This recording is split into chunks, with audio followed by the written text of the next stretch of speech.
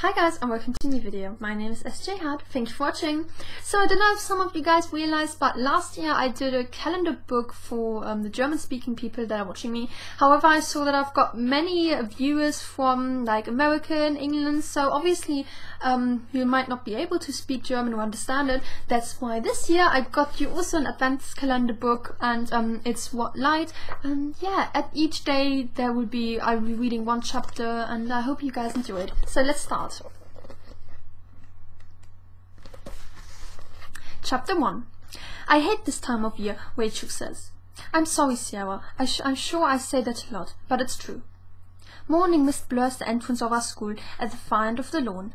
We stay on the cement pathway to avoid damp spots in the grass, but Rachel's not complaining about the weather. Please don't do this, I say. You made me cry again. I just want to get through this week without... But it's not a week, she says. It's 2 days. 2 days until Thanksgiving break, and then you leave for a whole month again. More than a month. I hug Rachel's arms as we continue walking. Even though I'm the one leaving for another holiday season, far from home, Rachel pretends like it's her word that gets turned upside down each year. Her pouty face and slumped shoulders are entirely for my benefit, to let me know I'll be missed, and every year I'm grateful for her melodrama. Even though I love where I'm going, it's still hard to say goodbye. Knowing my best friends are counting the days until I return, let's make it easier. I point to the tear in the corner of my eye. Do you see what you did? They're starting. This morning when Mum drove us away from our Christmas tree farm, the sky was mostly clear. The workers were in the fields, their distant chainsaws buzzing like mosquitoes, cutting down this year crop of trees. The fog came in as we drove lower. It stretched across the small farms, over the interstate and into town, carrying within it the traditional scent of the season. This time of year, our entire little Oregon town smells like fresh-cut Christmas trees. At other times, it might smell like sweet corn or sugar beets. Rachel holds open one of the glass double doors and then follows me to my locker. There she jiggles her glittery red watch in front of me. We've got 15 minutes, she says. I'm cranky and I'm cold. Let's grab some coffee before the first bell.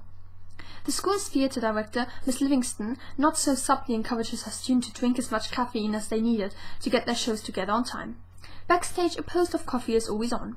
As the lead set designer, Rachel gets unrestricted access to the auditorium. Over the weekend, the theatre department finished their performance of Little Shop of Horrors. The set won't be broken down until after Thanksgiving break, so it's still up when Rachel and I turn on the lights at the back of the theatre. Sitting on the stage between the flower shop counter and the big green man-eating plant is Elizabeth. She sits up straight and waves when she sees us. Rachel walks ahead of me and down the aisle. This year we wanted to give you something to take with you to California. I follow her past the empty rows of red cushioned seats.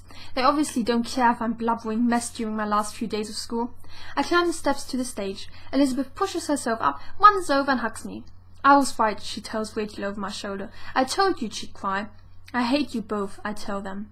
Elizabeth hands me 2 presents wrapped in shiny silver Christmas paper, but I already kind of know what they're giving me. Last week we were all in a gift shop downtown, and I saw them looking at picture frames the same size as these boxes. I sit down to open them and lean against the counter under the old-fashioned metal cash register. Rachel sits cross-legged in front of me, our knees almost touching. You're breaking the rules, I say. I slide a finger beneath a fold in the wrapping of the first gift. We're not supposed to do this until after I get back. We wanted you to have something that will make you think of us every day, Elizabeth says. We're kind of embarrassed we didn't do this when you first started leaving, Rachel adds. What? Back when we were babies? During my very first Christmas, Mum stayed home with me on the farm while Dad operated our family Christmas tree lot down in California. The next year, Mum thought we should stay home one more season, but Dad didn't want to be without us again. He would rather skip the lot for a year, he said, and rely solely on shipping trees to vendor across the country. Mum felt bad, though for the families who made a holiday tradition out of coming to us to buy their trees. And while it was a business, Dad being the second generation to run it, it was also a cherished tradition for both of them. They met, in fact, because Mum and her parents were annually customers. So every year now, that's where I spent my days, from Thanksgiving to Christmas. Rachel reclines, setting her hands on the stage to prop herself up. Are your parents still deciding about this being the last Christmas in California? I scratch at a piece of tape that holds down another fold. Did the store wrap this? Rachel whispers to Elizabeth, loud enough for me to hear. She's changing the subject. I'm sorry, I say. I just hate thinking about this being our last year. As much as I love you, I would miss going down there. Besides, all I know is what I've overheard. They still haven't mentioned it to me, but they seem pretty stressed about finances. Until they make up their minds, I don't want to get my heart set either way. If we hang on to the lot for 3 more seasons, our family will have run that spot for 30 years. When my grandparents first bought the lot, the little town was in a growth spurt. Cities much closer to our farm in Oregon already had established lots, if not an abundance of them. Now everything from supermarkets to hardware stores sells trees, or people sell them for fundraisers. Tree lots like ours aren't as common anymore. If we let go, we'd be doing all of our business selling to those supermarkets and fundraisers or supplying other lots with our trees. Elizabeth puts a hand on my knee. Part of me wants you to go back next year, because I know you love it. But if you do stay, we'd all get to spend Christmas together for the first time. I can't help smiling at the thought. I love these girls, but Heather is also one of my best friends, and I only see her 1 month out of the year when I'm in California. We've been going down there forever, I say. I can't imagine what it would be like to suddenly not. I can't tell you what it would be like, Rachel says. It'll be senior year, skiing, hot tubbing, in the snow. But I love our snowless California town, right on the coast, just 3 hours south of San Francisco. I also love selling trees, seeing the same families come to us year after year. It wouldn't feel right to spend so long growing the trees, only to ship them all off to other people to sell. Sounds fun, right? Rachel asks. She leans close to me and wiggles her eyebrows. Now imagine it with boys. I snort, laugh, and then cover my mouth. Or not, Elizabeth says, pulling back Rachel's shoulder. It could be nice to have it just us a time without any boys. That's pretty much me every Christmas, I say. Remember last year I got dumped the night before we drove to California? That was horrible, Elizabeth says, though she does laugh a little. Then he brings that homeschool girl with the big boobs to winter formal and... Rachel presses a finger to Elizabeth's lips. I think she remembers. I look down at my first present, still mostly wrapped. Not that I blame him. Who wants to be in a long-distance relationship over the holidays? I wouldn't. Although, Rachel says, you did say there are some good-looking guys who work on the tree lot. Right, I shake my head, like Dad will let that happen. Okay, no more talking about this, Elizabeth says. Open your gift. I pulled up a piece of tape, but my mind is now on California. Heather and I have been friends literally since we can remember. My grandparents on Mom's side used to live next door to her family. When my grandparents passed away, her family took me in for a couple of hours each day to give my parents a break. In exchange, the house got a beautiful Christmas tree, a few wreaths, and 2 or 3 workers to hang lights on their roof. Elizabeth sighs. Your presents, please.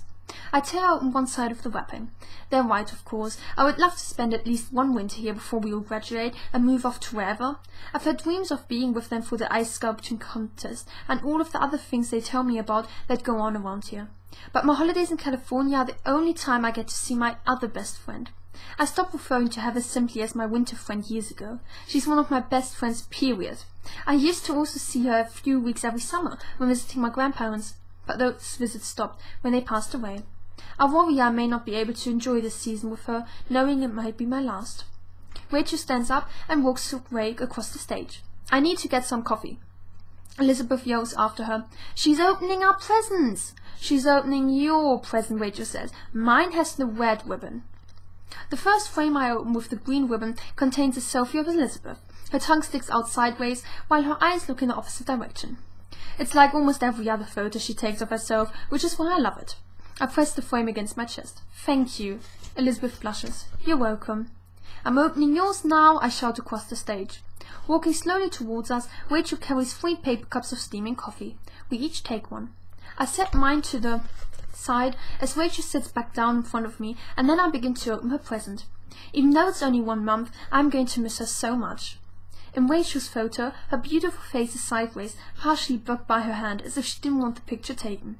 It's supposed to look like I'm being stalked by the paparazzi, she says, like I'm a big-time actress coming out of a fancy restaurant. In real life, though, there would probably be a huge bodyguard behind me, but you're not an actress, Elizabeth says. You want to do set design. That's part of the plan, Rachel says.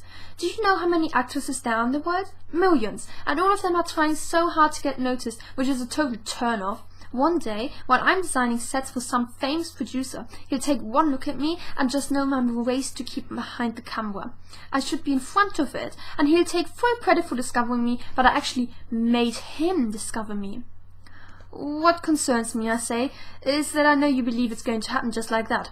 Rachel takes a sip from her coffee. Because it is. The first bell rings. I gather the silver wrapping paper and crumple it into a ball. Rachel carries that and adds empty coffee cups to a trash can backstage. Elizabeth puts my frames into a paper grocery bag and then rolls down to the top before handing it back to me. I assume we can't stop by before you leave? Elizabeth asks. Probably not, I say. I follow him down the steps and we take our time walking up the aisle to the back of the theatre. I'll be in bed early tonight, so I can work a couple of hours before school tomorrow, and then we leave first thing Wednesday morning. What time? Rachel asks. Maybe 3 a.m., I say, laughing. From our farm in Oregon to our lot in California, it's about 17-hour drive, depending on bathroom breaks and holiday traffic. Of course, if you want to get up that early, that's okay, Elizabeth says. We'll send you good falls in our dreams. Do you have all of your assignments? Rachel asks. I believe so. 2 winters ago, there were maybe a dozen of us migrating 3-lot kids at school. This year, we're down to 3. Thankfully, with so many farms in the area, teachers are used to accommodating different harvest times. Monsieur Capen is worried about my ability to pratique mon français while I'm going, so he's making me a call in once a week for a chat. Rachel winks at me. Is that the only reason he wants to call? Don't be gross, I say. Remember, Elizabeth says, Sierra doesn't like older men. I'm laughing now. You're talking about Paul, right? We only went out once, but then he got caught with an open can of beer in his friend's car. In his defense, he wasn't driving, Rachel points out. Before I can respond, she holds up her hand. But I get it. You saw that as a sign of impending alcoholism, or bad decision-making, or something. Elizabeth shakes her head. You're way too fussy, Sierra. Rachel and Elizabeth always give me a hard time about my standards with guys. I've just watched too many girls end up with guys who bring them down. Maybe not at first, but eventually. Why waste years or months or even days on someone like that? Before we reach the double doors that lead back into the hall, Elizabeth takes a step ahead and spins towards us. I'm going to be late for English, but let's meet up for lunch, okay? I smile, because we always meet up for lunch. We push our way into the halls, and Elizabeth disappears into the bustle of students. 2 more lunches, Rachel says. She pretends to wipe tears from the corners of her eyes as we walk. That's all we get. It almost makes me want to... Stop, I say. Don't say it. Oh, don't worry about me. Rachel waves her hand indismissively. I've got plenty to keep me busy while you're partied up in California. Let's see. Next Monday we start tearing down the set. That should take a week or so. Then I'll help the dance committee finish designing the winter formal. It's not theatre, but I like to use my talents where they're needed. Do they have a theme for this year yet? I ask. Snow Globe of Love, she says. It sounds cheesy, I know, but I've got some great ideas. I want to decorate the whole gym to look like you're dancing in the middle of the snow globe, so it'll be plenty busy until you get back. See, you'll hardly miss me, I say. That's right, Rachel says. She nudges me as we continue to walk. But you'd better miss me. And I will. For my entire life, missing my friends has been a Christmas tradition. That was the first chapter for the 1st of December. I hope you guys liked it, and tomorrow we'll be reading some more. Bye!